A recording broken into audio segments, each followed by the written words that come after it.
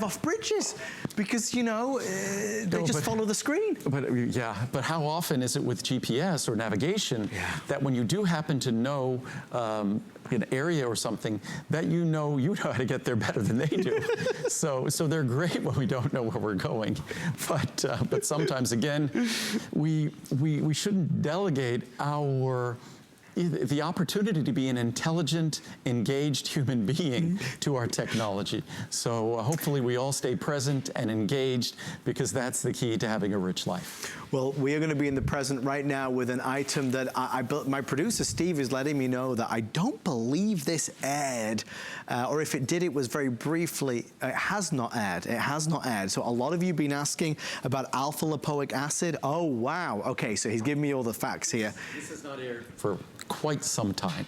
Well, this is, okay, so this is going to be intriguing. Well, Andrew, what is it? It's a new formula. Our original alpha lipoic acid was half the potency. And this is, again, it's an example of an ingredient that, because we make products with no additives, it took us some work to be able to achieve a higher potency version of this formula. Alpha lipoic acid, it's at one time, say back, if you went back 34 years ago, alpha lipoic acid was right up there with CoQ10 in terms of being respected as a protective compound without comparison. Right. So those were the two that were head and shoulders above one another. CoQ10 has really taken off, especially because of its role in energy production in every cell in our body. But alpha lipoic acid is a critical component both on its own in terms of being an antioxidant, a protective compound, but also facilitating the creation of the most important protective compounds in our body. Our body produces its own antioxidants that are, if you had, say, a genetic anomaly where your body couldn't produce these antioxidants, you would age at an incredibly rapid rate. And the two most important antioxidants that our body produces are something called superoxide dismutase and glutathione peroxidase.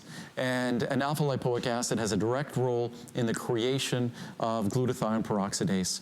So alpha lipoic acid is also referred to as the universal antioxidant.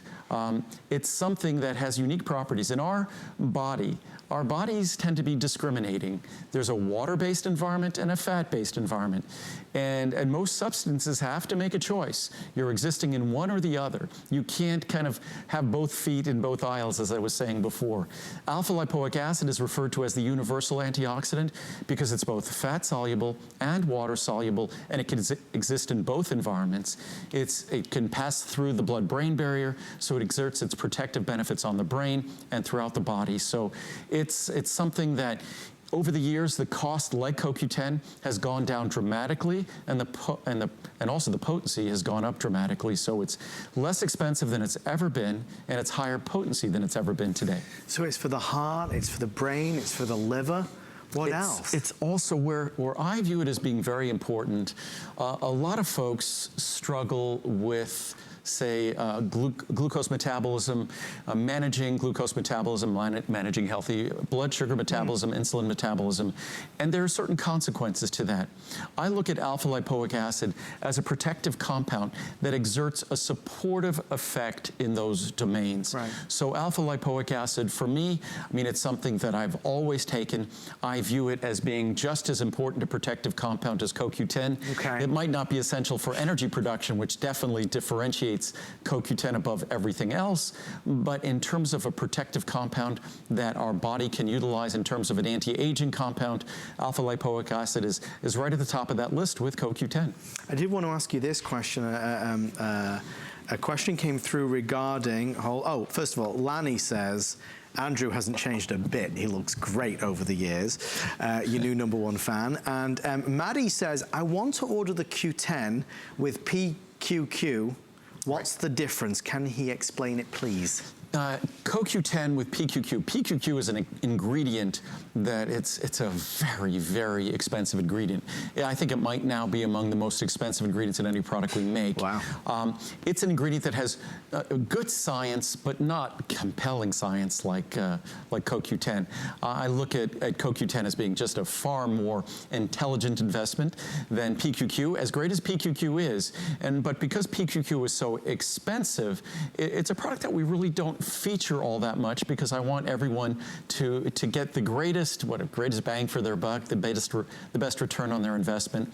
So CoQ10 with PQQ, where PQQ is really focused, is PQQ is focused on liver health, liver function. If you're doing a liver cleanse, PQQ, along with our phosphatidylcholine or our liver antioxidant extracts, that's the proper way to go. PQQ is a very interesting ingredient. There's some great science and research on liver health, but again, CoQ10 is really at the top of the list. If you have the ability to make that investment, then CoQ10 with PQQ is a great product. Well, Catherine says, what a great show. Learning so much tonight. Can't wait for the pet vitamins. P.S. Love your long hair. Andrew, you've started something here. It's a whole new thing. Okay, we are going to go over this way. We only have, I think, 13 minutes left, and we're going to make the most of it. We had a few folks asking Andrew about the whey protein earlier.